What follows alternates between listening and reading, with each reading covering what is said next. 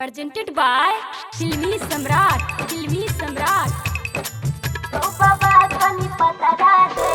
DJ Dhanuraj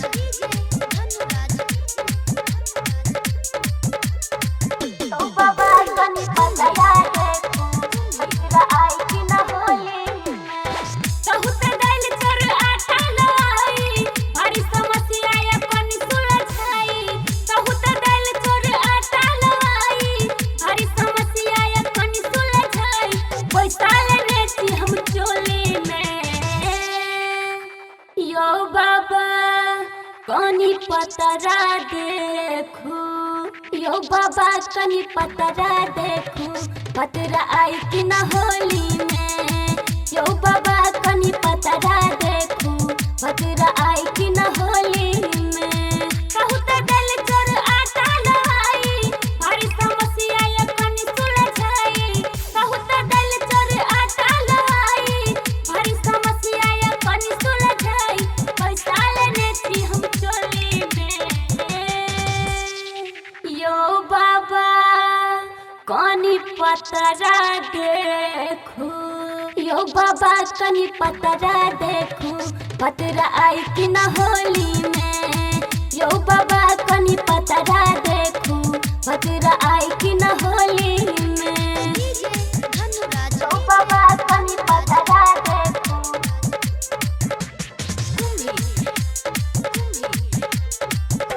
तो बाबा कनी पता दे तेरा आई कि न होली जब से जे अपी जाय छी हमरा अब या उघाई जब से जे अपी जाय छी हमरा अब या उघाई सपना में पगलाई बाबा ये देखो हमर हाथ कनी बुझू हमर बात कनी करू न भलाई बाबा पता छे हमर बलमुआ बताबा अदस कोनो मंत्र चाहबा पता छे हमर बलमुआ बताबा अदस कोनो मंत्र चाहबा धलिया आलू अपने झोली में यो बाबा कनी पतरा देखू यो बाबा कनी पतरा देखू पतरा आई कि न होली में यो बाबा कनी पतरा देखू पतरा आई कि न होली में डीजे धनुराज तो बाबा कनी पता दे